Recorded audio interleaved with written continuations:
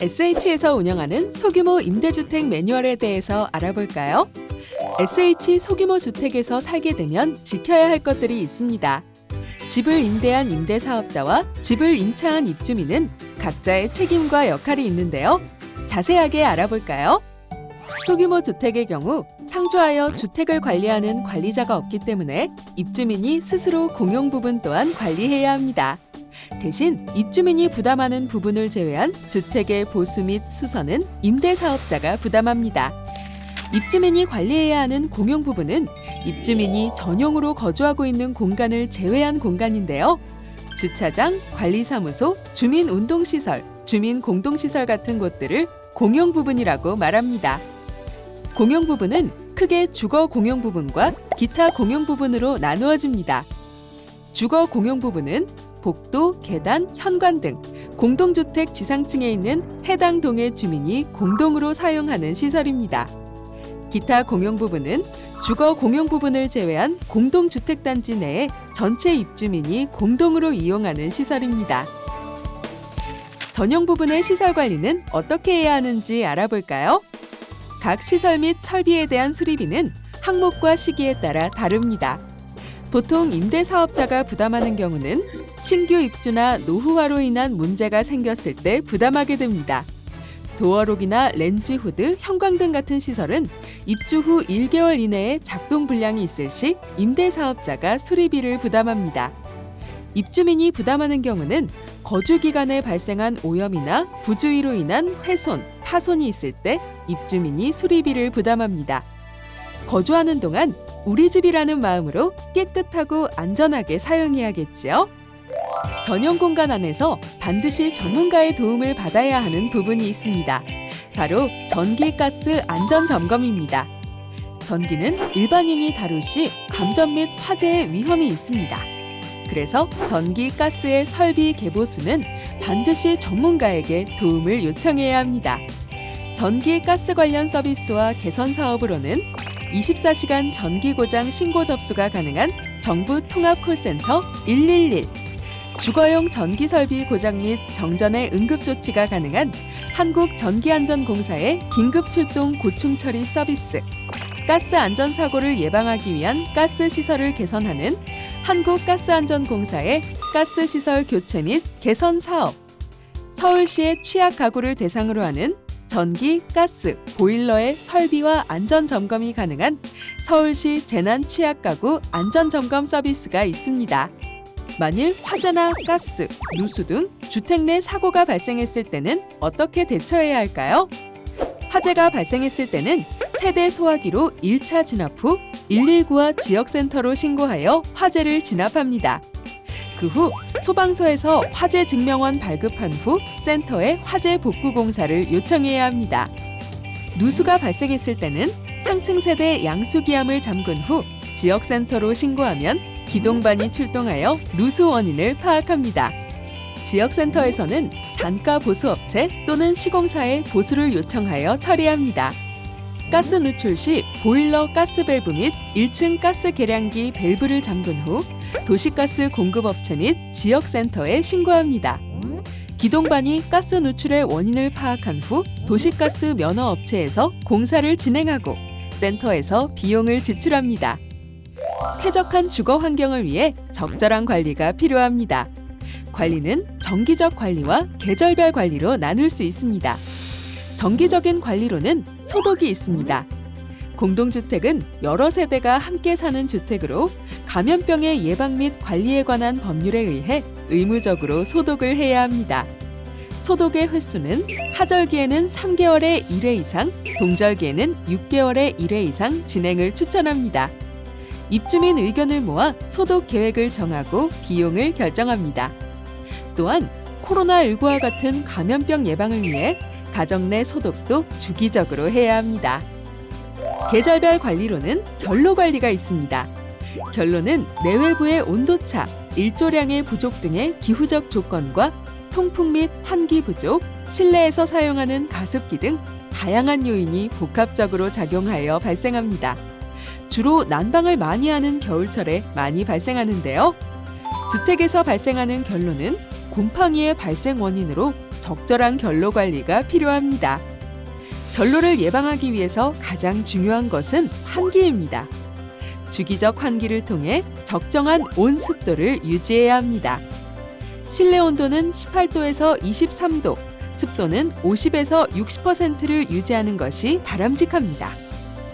일반적으로 환기는 적어도 한두 시간마다 3분에서 5분 이상 하는 것이 이상적입니다.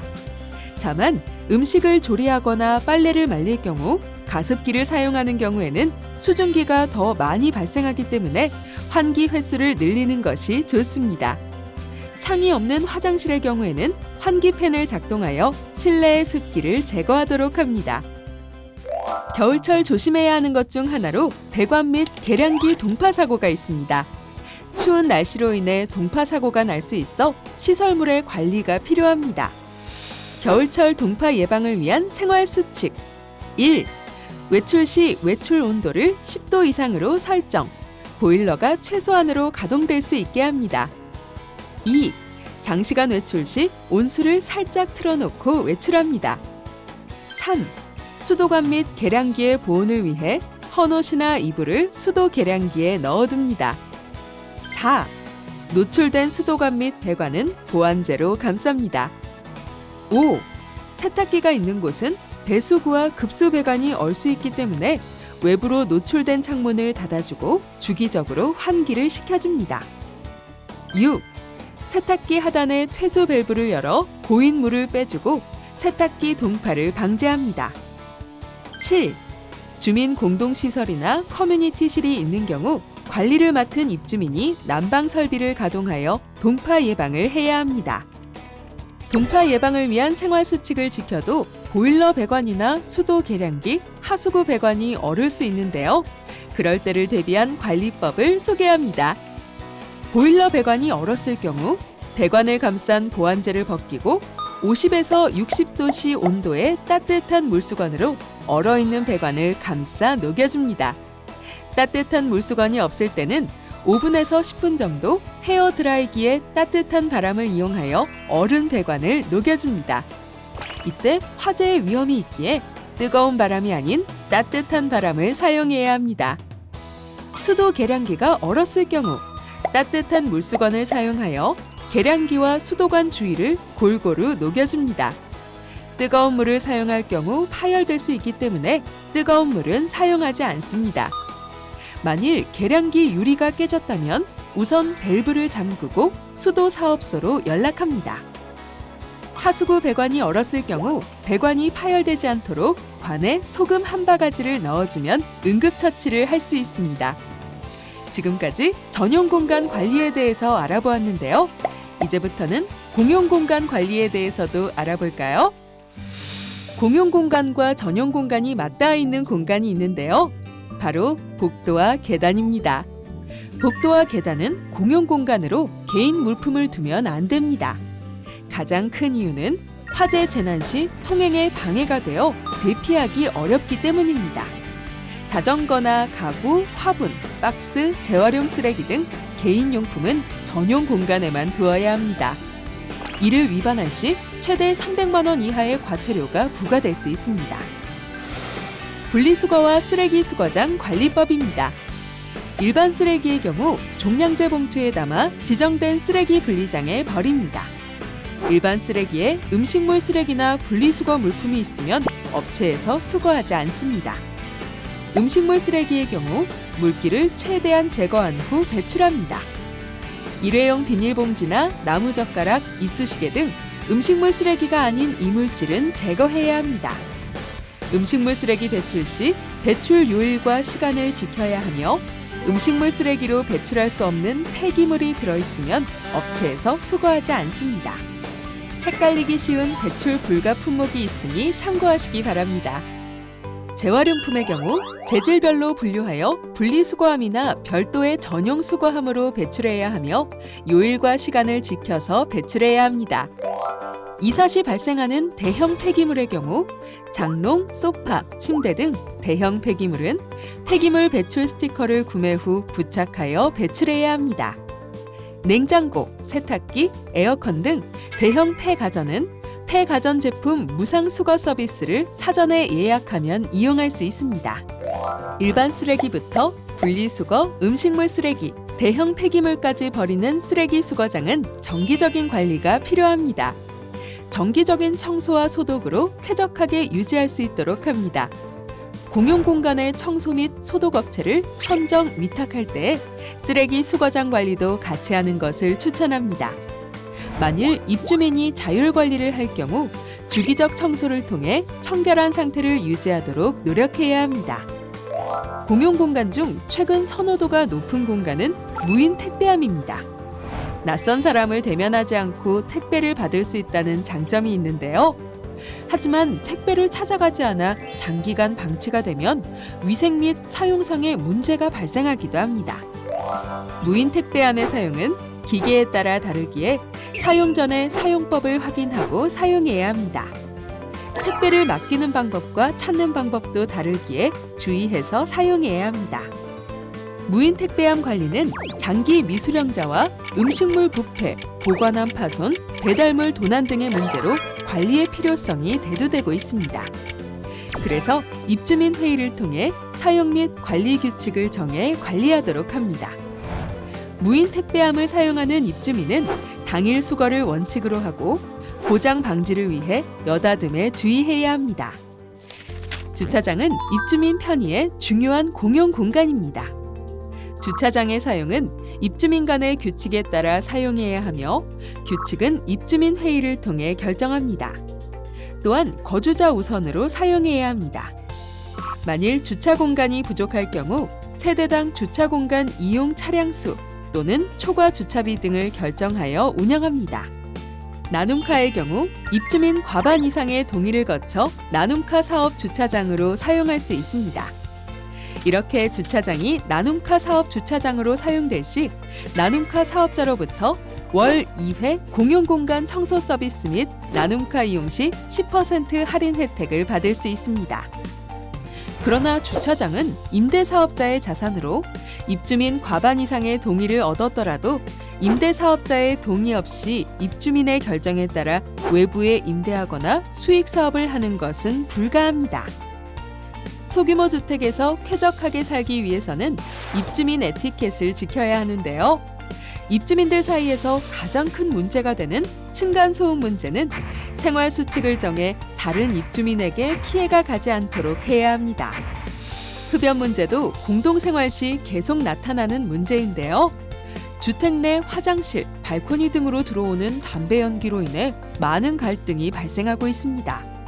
흡연자는 세대 내뿐만 아니라 복도, 계단 등의 공용 공간에서도 흡연해서는 안 됩니다. 이웃에게 간접 흡연에 영향이 없는 지정 장소에서만 흡연할 수 있습니다. 흡연 장소는 흡연자가 관리, 청소할 수 있도록 합니다. 공동주택은 여러 이웃이 함께 거주하는 주택입니다. 이웃과 공동체 형성을 통해 쾌적한 주거 환경을 조성할 수 있고 생활 만족도를 상승시킬 수 있습니다.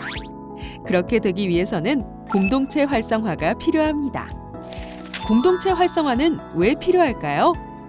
이웃과의 관계를 통해 새로운 커뮤니티가 만들어지고 주민 간 신뢰관계 형성을 통해 주거관리 상이나 갈등을 해소할 수 있습니다. SH에서 제안하는 공동체 활동과 프로그램에는 총 7가지가 있으니 참고하시기 바랍니다. 공동생활을 하기 위해서는 규칙과 약속이 필요합니다. 관리 규약은 입주민 간 공동생활에 대한 약속으로 쾌적한 주거 환경을 조성하고 행복한 공동체 생활 유지에 필요합니다. 관리 규약의 주요 내용은 입주민 회의, 입주민 자율 관리 내용, 공동생활의 질서 유지, 공용 부분의 청소 및 유지 관리, 관리비 등과 입주민 공용 비용의 처리 및 공개, 공동체 활동과 입주민 화합, 기타 세부 규정 필요 사항을 담고 있습니다. 관리 규약 외의 세부 사항은 입주민 회의를 통해 세부 규정으로 정할 수 있습니다. 공동체 생활뿐만 아니라 규칙을 정할 때도 입주자들 간의 의견을 모으고 정리하는 입주민 대표가 필요합니다. 20세대 이상의 공동주택의 경우 법적으로 입주민 대표를 선출하여 임차인 대표회의를 구성할 수 있습니다. 20세대 미만의 공동주택의 경우 자율적으로 입주민 대표를 선출하여 운영할 수 있습니다. 입주민 대표가 선출되면 입주민 간의 의사결정을 합리적으로 할 수 있습니다. 공동주택에 살게 되면 관리비 등이라는 지출 내역이 발생합니다. 관리비 등은 공동관리비와 개별 세대 사용료로 구성되어 있는데요. 공동관리비는 입주민이 부담해야 하는 공용부분 관리에 들어가는 비용입니다. 개별 세대 사용료는 개별 세대에서 사용하는 전기료, 수도료, 가스료, 난방비 등 매월 사용량 부과 기준에 따라 발생하는 비용입니다. 관리비 등은 임대사업자나 임대사업자가 지정한 관리 주체가 고지하는 바에 따라 매월 말일까지 납부해야 합니다. 관리비 등이 연체될 시 연체료를 부과할 수 있으며 입주민의 사유로 인해 장기간 집을 비우는 경우에도 관리비를 부담해야 합니다. 입주 후 확인한 하자 접수는 한 달 이내 관할센터로 신고합니다. 하자 신고는 전화, 서면, 홈페이지를 통해서 관할센터에 접수할 수 있으며 하자 접수 후 신청한 보수 내용에 따라 분야별 전문 인력이 순차적으로 방문하여 처리합니다. SH공사에서는 입주민이 빠르고 쉽게 하자 상담을 할 수 있도록 SH시설 민원 콜센터 카카오 채널을 운영하고 있습니다. 입주민 과실로 인한 시설 설비의 유지 보수는 입주민 부담으로 원상복구하는 것이 원칙입니다. 유지 보수 접수는 전화, 서면, 홈페이지 등을 통해 관할센터로 접수할 수 있습니다. 퇴거 시 입주민은 임대주택의 시설물을 원상복구할 의무가 있으며 주택의 시설과 설비에 파손이 있는 경우 시설물 복구비를 보증금에서 공제합니다. 시설물 복구비는 입주 시 작성한 세대 점검표에 따라 산정하기에 입주민은 임대사업자가 시행하는 점검 검사에 입회하여 세대 점검표를 반드시 확인해야 합니다. 입주민이 계약을 연장하고 싶을 때는 재계약 심사 행정 절차를 거쳐야 합니다. 재계약 심사 시 유의사항은 홈페이지에서 확인하시기 바랍니다. 민원 접수는 대표 콜센터인 1600-3456 또는 관할센터로 전화하여 접수하거나 홈페이지 묻고 답하기를 통해 접수 또는 서면으로 접수합니다. 지금까지 SH 소규모 주택 입주민을 위한 세부 관리 매뉴얼을 알아보았습니다.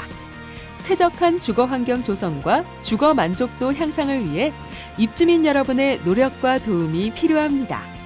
같이 살아가는 만큼 행복한 SH 소규모 주택 생활이 되시길 바랍니다. 감사합니다.